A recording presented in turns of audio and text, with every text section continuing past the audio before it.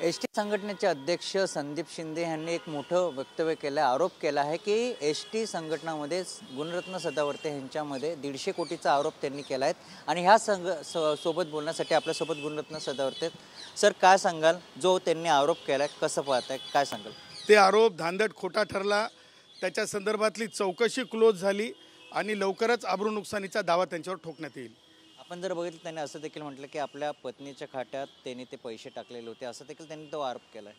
त्या संदर्भात सुद्धा त्यांच्यावर क्रिमिनल प्रोसिजर कोड खाली गुन्हा दाखल करण्यात येईल। आज आपण ह्या संदर्भात काही महत्त्वाचं देखील बोलणार होतं, काय नेमकं होतं?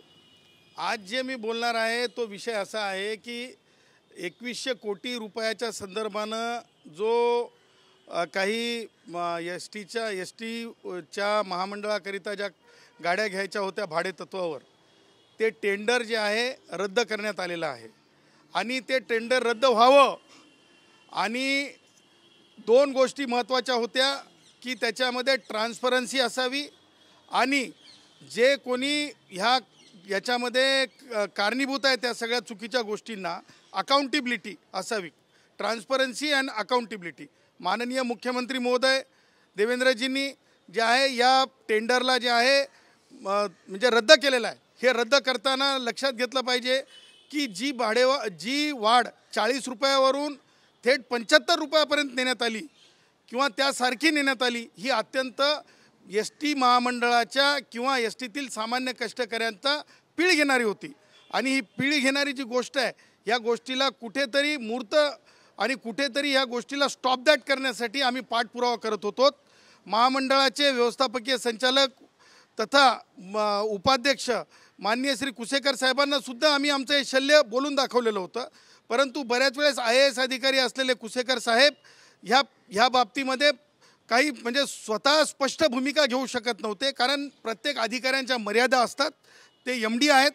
मग आम्ही आमच्या डेमोक्रेटिक वेनं ज्या पद्धतीनं आम्ही लढल्याच्या नंतर आज आम्हाला हे दिसत आहे की त्या सदर एस टीतल्या भाडे तत्वावर घेणाऱ्या वाहनांच्या बाबतीतलं 2100 कोटीचं जे टेंडर होतं ते जे आहे रद्द झालेलं आहे। परंतु हे नुसतं रद्द होऊन चालणार नाही, तर त्यासोबत आमच्या दोन मागण्या आहेत। एक मागणी आमची अशी आहे की जे अकाउंटेबल ऑफिसर आहे, मग ते फायनान्सचे श्री गिरीश देशमुख असतील किंवा श्री काय नाव त्यांचं, ते रिटायर्ड होऊन आणले होते शिवाजी जगताप, ही व्यक्ती रिटायर्ड झालेली होती। रिटायर्ड झालेल्या व्यक्तीला परत आणण्यात आलं टेंडरचे दिवस पूर्ण करेपर्यंत। टेंडर ज्या दिवशी झालं त्यानंतर परत ती व्यक्ती जी आहे महामंडळामध्ये नव्हती। म्हणजे हे दोन लोक जे आहेत प्राकारानं समोर दिसतात। हे दिसत असताना यांची हे जे पॅरेंट डिपार्टमेंट आहे म्हणजे गिरीश देशमुखचं, त्या पॅरेंट डिपार्टमेंटनी यांची चौकशी कॉन्टेम्प्लेट करावी। ह्याच्यामध्ये काय अडचण होती, काय कारण होतं, कारण ह्याच्यामध्ये श्री कुसेकर सन्मान्य MD यांचा कोणताही रोल असण्याचं कारण ह्याच्यासाठी नाही, कारण त्यांनी यांना कधीही फेवर केलेलं नव्हतं आणि अशा प्रकरणात ते फेवर करत नाहीत असं स्पष्ट आमच्या चर्चेअंती तरी दिसतंय। त्यांनी चर्चा केल्यावरून दिसतंय। त्या पुढं जाऊन मला एक गोष्ट प्राकारानं म्हणायची आहे की हा काळ आचारसंहितेचा होता। मग या आचारसंहितेच्या काळामध्ये श्री भरतकुमार गोगावले साहेब यांच्याकडे अध्यक्षपद होतं। माझं असं म्हणणं आहे की भरतकुमार गोगावले यांच्याकडे जर ते अध्यक्षपद होतं आणि आचारसंहितेमध्ये महामंडळाचं अध्यक्षपद असताना ह्या टेंडरला क्लिअर करण्यात आलं किंवा क्लीन स्वीप देण्यात आली किंवा याला फास्ट ट्रॅकवर नेण्यात आलं, हे सगळं करत असताना मला असं वाटतं आहे की गोगावले साहेबांचा विचार घेतला असेल तर मग तो कशा पद्धतीनं घेतला असेल, मग ते घेताना आचारसंहिता असताना तसं गोगावलेंनी का केलं, ह्या सगळ्या गोष्टी ज्या आहेत फार गंभीर आहेत।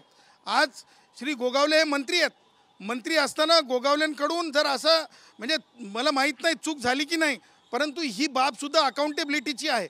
म्हणून माझं असं म्हणणं आहे श्री गोगावले यांच्या बाबतीमध्ये आम्ही ह्यांच्या कार्यप्रणालीच्या बाबतीत माहिती नाही आम्हाला, परंतु त्या टेंडरच्या अनुषंगानं जर काही कमी जास्त कारणानं अधिकाऱ्यांनी फेवर मिळवण्याचा प्रयत्न केला असेल किंवा गोगावलेंना काय मिसगाईड करून हे टेंडर विशिष्ट एजन्सीला देण्याचा प्रयत्न केला असेल तर ह्या गोष्टीसुद्धा अकाउंटेबिलिटीच्या आहेत।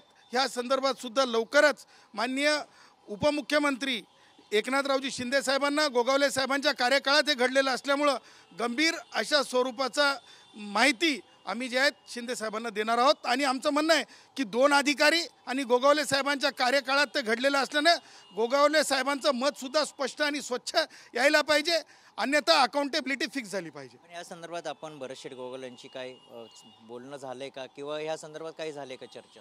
नाही, मी गोगावलेंना बोललेलो नाही या विषयावर, परंतु हे अत्यंत गंभीर प्रकरण आहे. कारण लक्षात ठेवा, आमच्या ड्रायव्हर साहेब कंडक्टर साहेबांकडून 1 रुपया जर तिकिटामध्ये कमी जास्त झाला तर नोकरीहून तुम्ही काढून टाकता, नोकरीहून तुम्ही काढून टाकता. माझ्या ड्रायव्हर साहेबाला, कंडक्टर साहेबाला मेकॅनिकलच्या हातून पाला तुटला तर तुम्ही नोकरीहून काढून टाकता.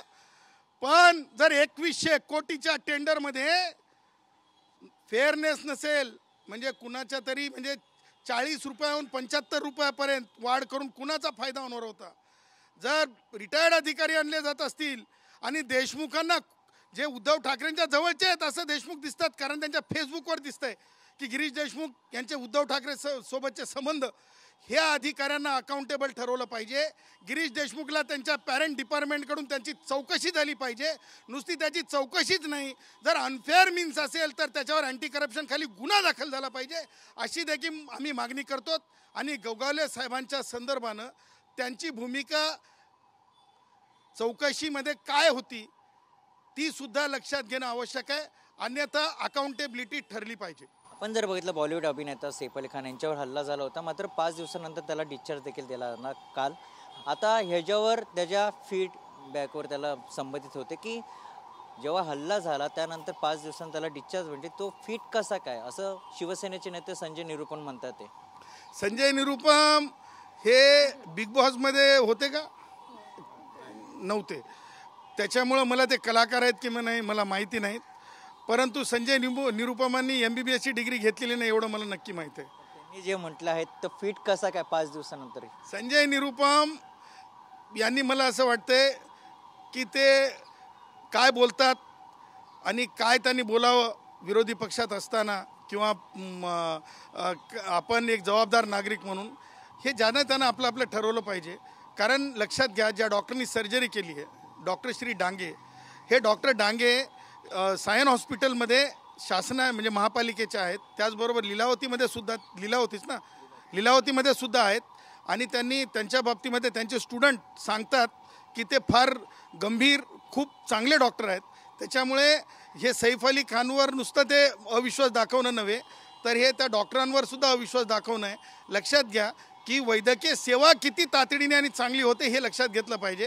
त्याच्यामुळं अकलेचे तारे संजय निरुपमांनी उगाच तोडत बसू नये. आपण जर बघितलं, बीड हत्या प्रकरणामध्ये वाल्मिक कराडला आज 14 दिवसीय न्यायालयीन कोठडी दिली आहेत. तर एक CCTV समोर आहे, त्यामध्ये सर्व आरोपी त्या CCTVमध्ये दिसतात. म्हणजे त्या CCTV आधारामध्ये हे सगळे आरोपी त्या ठिकाणी हत्येचा कट रचत होते का, त्यानंतर ही हत्या झाली का, कसं पाहता? पोलीस तपासामध्ये कोणीच एंट्री करू नये, खरं सांगतो. कारण माननीय सर्वोच्च न्यायालयाने सांगितलेलं आहे, पोलीस तपास हा नेहमी जे आहे म्हणजे तपास यंत्रणेला पूर्ण सॉर्जिनिटीसोबत ठेवला पाहिजे.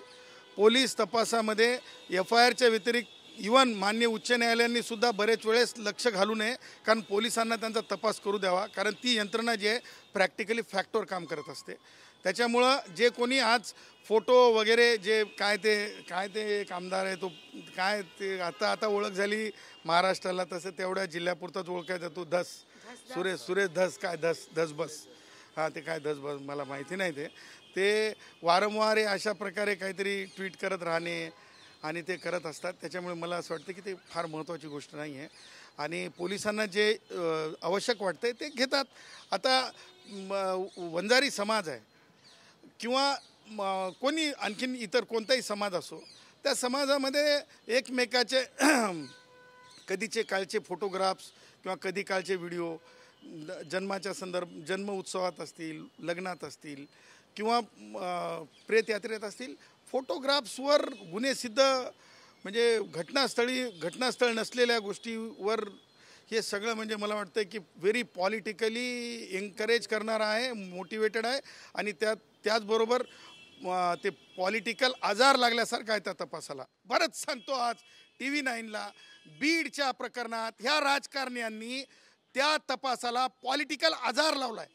बीडच्या प्रकरणात ह्या राजकारण्यांनी, कोणत्या राजकारण्यांनी, धस असेल किंवा सोळुंके असतील किंवा जरंगे असेल, यांनी त्या तपासाला तो आजार लावलाय, राजकीय आजार लावलाय.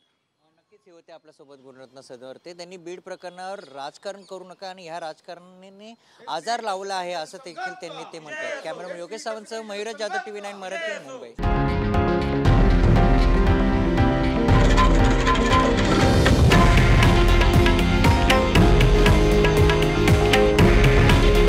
हे आहे देशातील नंबर 1 न्यूज नेटवर्क आणि आपण पाहत आहात TV9 मराठी. काळजी तुमची, हित महाराष्ट्राचं.